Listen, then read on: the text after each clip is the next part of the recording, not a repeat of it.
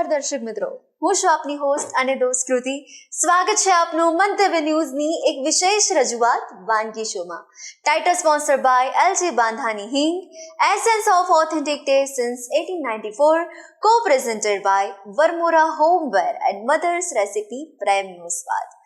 દર્શક મિત્રો, આજે વાનગીના રસોડે જે મહેમાન આવ્યા છે એ આપના માટે પહેલી વાનગી લઈને આવ્યા છે કચ્છી કડક. એટલે કચ્છની ભાતીગળ સંસ્કૃતિની આ કચ્છી કડક આ વાનગી ખૂબ જ પ્રખ્યાત અને સ્ટ્રીટ ફૂડ કે જે આપણે બધાને ભાવે, નાના મોટા સૌ કોઈને ભાવતી એવી આપણી આ વાનગી છે. એટલે કચ્છની ગલીઓમાં જ્યારે આપણે ફરવા જઈએ ને ત્યારે અચૂકપણે કચ્છની દાબેલી યાદ આવે પહેલું તો, અને પછી કચ્છી કડક તો આપણે ખાવું જ પડે. શું કહેવું, કદાચ તમે મારી આ વાત સાથે અગ્રી થતા હશો. તો ચાલો આજે આપણે કચ્છી કડક બનાવવાની એકદમ ઇઝી પ્રોસેસને જાણીએ અને મહેમાનને પણ મળીએ અને કરીએ કાર્યક્રમની શરૂઆત. દર્શક મિત્રો, આજે વાનગીના રસોડે ફરી એકવાર શિલ્પાબેન આપણી સાથે જોડાઈ ગયા છે. શિલ્પાબેન, આપનું સ્વાગત છે. Thank you. તો આજે તમે કચ્છની પ્રખ્યાત એવી વાનગી કચ્છી કડક લઈને આવ્યા છો, તો સૌથી પહેલાં તો આ વાનગી વિશે કહો. કચ્છમાં તમે અત્યારે અહીંયા પણ કચ્છી બાઉલ તરીકે બધા બહુ જ વખણાય છે. અને આ બધું કચ્છનું એટલી બધી સરસ કચ્છી દાબેલી અને કડક બંને ત્યાંનું બહુ જ વખણાય છે. અને આપણને તો દાબેલી ભાવતી હોય અને આ કડક તો ભાવે જ છે. તો આપણે સ્ટાર્ટ કરી દઈશું. ઇન્ગ્રેડિયન્ટ સૌથી પહેલાં જોઈ લઈશું. તો એની માટે બાફેલા બટેકા લેવાના છે, એક નાની ડુંગળી છે, લસણની ચટણી છે, ખજૂર આમલીની ચટણી છે, ગ્રીન ચટણી છે, ટમેટાં છે, આ ટમેટાની પ્યુરી છે, પછી આ દાળ છે ચણાની, આ શેકેલી સિંગ મસાલા સિંગ કે ને એ છે, આ દાબેલીનો મસાલો છે, પછી આ દાડમ છે, આ ટોસ્ટ છે અને આ સેવ. ઓકે, તો આપણે સ્ટાર્ટ કરી દઈએ. તો ગેસ ચાલુ કરી દઈશું આપણે. તો આપણે એક કઢાઈ લઈ લેવાની છે, એમાં થોડુંક તેલ લઈ લઈશું. 2 થી 3 ચમચી જેટલું તેલ લઈ લઈશું. તેલ ગરમ થાય એટલે આપણે થોડી હિંગ એડ કરવાની છે.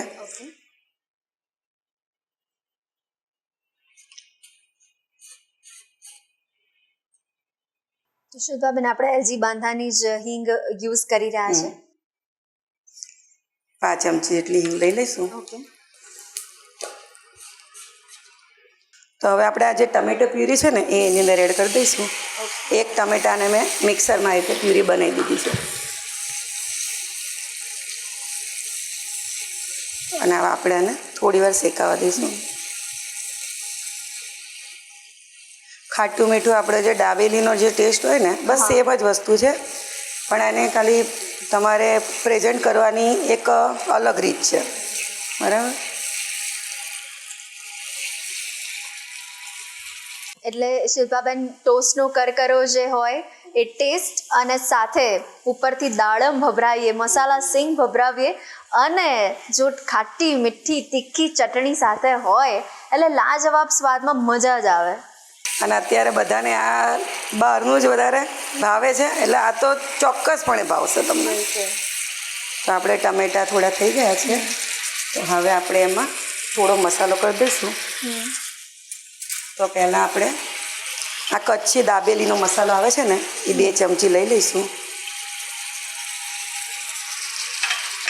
અને બેઝિક મસાલા છે, લાલ મરચું પાવડર થોડો, કેમ કે આપણે હજી ચટણી ઉપર એડ કરવાની છે, ધાણા જીરું પાવડર,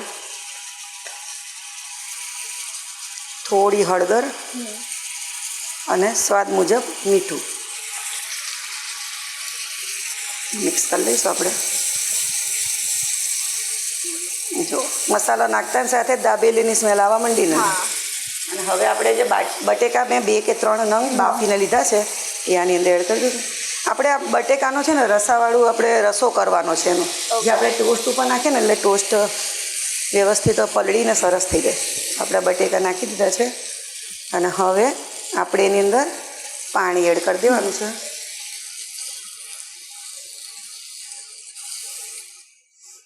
દોઢ કે 2 ગ્લાસ જેટલું પાણી જોશે, કેમ કે જેમ ઢીલું હશે ને, કેમ કે ટોસ્ટની આપણે અંદર નાખશું ને એટલે ટોસ્ટ છે ને બધું પાણી પી જશે, એટલે થોડું રસાદાર જ જોશે.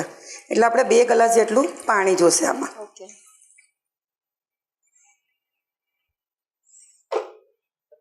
એટલે કચ્છી કડકની આપણને જો 1 પ્લેટ પણ મળી જાય ને તો પણ આપણું પેટ ભરાઈ જાય. સાચી વાત છે, કેમ કે આ બટેકા અને ટોસ્ટ ને બધું હેવી જ પડે ને, એટલે તમે ધરાઈ જ જાઓ.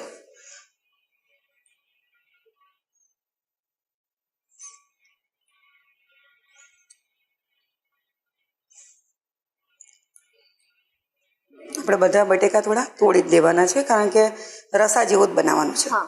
જરૂર પડે તો થોડું પાણી પણ એડ કરશું બીજું.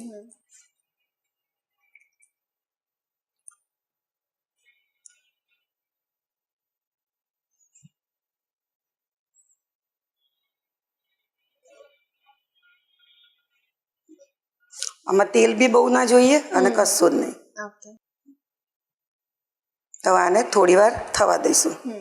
તો શિલ્પાબેન, ઘણા ફ્રેન્ડ્સ નાઇટ આઉટનો પ્લાન કરતા હોય ને પછી વિચારતા હોય કે રાત્રે શું ખાઈશું આપણે, તો એના માટે તો આ બેસ્ટ છે કે આવી રીતના કંઈ એટલી મહેનત પણ નથી આની અંદર અને મજા પણ આવે, એકદમ ટેસ્ટી ને ક્રિસ્પી, આપણને સ્વાદ પણ મજા આવશે. નવું લાગે. અને જો તમારે કીટી પાર્ટી હોય તો આ એક જ વસ્તુ બનાવી દો તો તમારે બહુ વાંધો જ ના આવે. અને કશી મહેનત ખરી, ખાલી બટેકા બાફી અને બસ આવી રીતે વઘાર દેવાના. એકદમ ઈઝી છે. અને જ્યારે તમે બેસો ને, એટલે કે ભાઈ હવે મારે નાસ્તો કરવો છે, ત્યારે જ બધું એસેમ્બલ કરીને તમે લઈ શકો છો. એટલે એમાં કેવું છે કે પહેલેથી તમે કરીને રાખશો ને તો કેવું થશે, ટોસ એકદમ પલળીને એ થઈ જશે. પણ જ્યારે તમારે એમ લાગે ને કે હવે નાસ્તો કરવા બેસવાનું છે, ત્યારે જ આપણે બનાવવાનું. એટલે ટોસ પલળી ના જાય અને થોડા ક્રન્ચી રહે. આપણે તમે બહાર જેવો ખાતા હશો ને તો ટોસનો ભાગ તમારે ક્રન્ચી જ આવતો હશે. બિલકુલ. તો હવે આ થોડું થઈ ગયું છે, તો હવે આમાં આપણે 2 ચમચી આ ખજૂર આમલીની ચટણી છે એ નાખી દઈશું.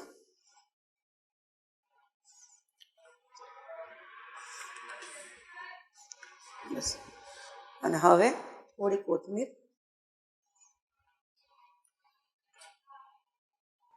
ઘણીવાર શિલ્પાબેન એવું થતું હોય કે જ્યારે બાળક મમ્મીની સામે ડિમાન્ડ કરે ને ત્યારે મમ્મી એવું કહે કે તું તો વિચાર કરે ને બની જતું હોય, એવું તો બનતું હોય એમ.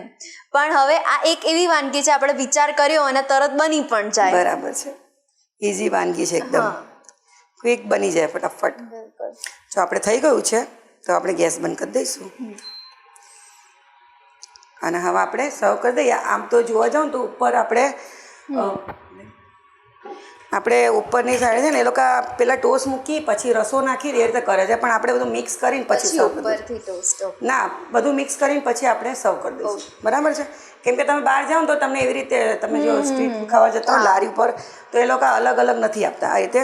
અને આમાં છે ને કાં તો તમારે બ્રેડ હોય ને એ તળીને લેવાની, નહીંતર જીરા ટોસ્ટ લેવાના. મિલ્ક ટોસ્ટ ના લેશું, નહીં સારું લાગે. તો આપણે એના કટકા કરી દઈશું આવી રીતે.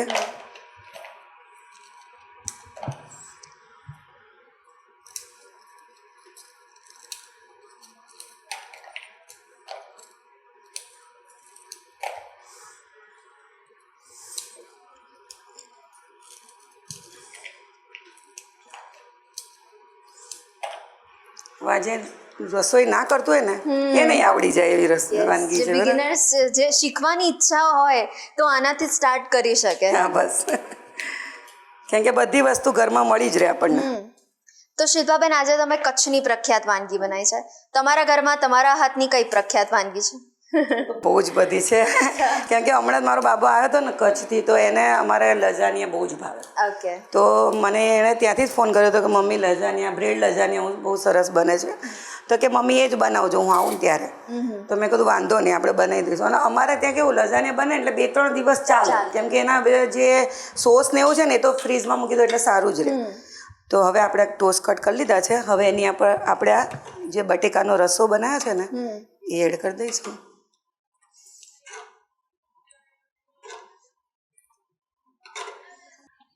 ખજૂર આમલીની ચટણી 2 થી 3 ચમચી.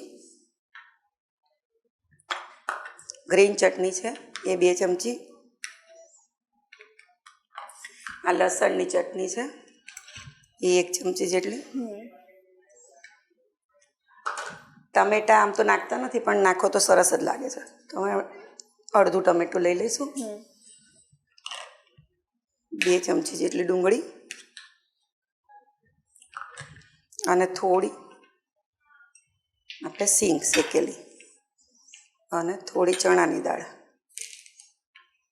2 ચમચી જેટલું બધું, અને થોડી કોથમીર ઉમેરી અને આને બધું મિક્સ કરી લઈશું આપણે.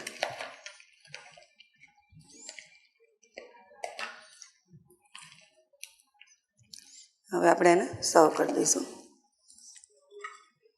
સમજ કરી દઉં.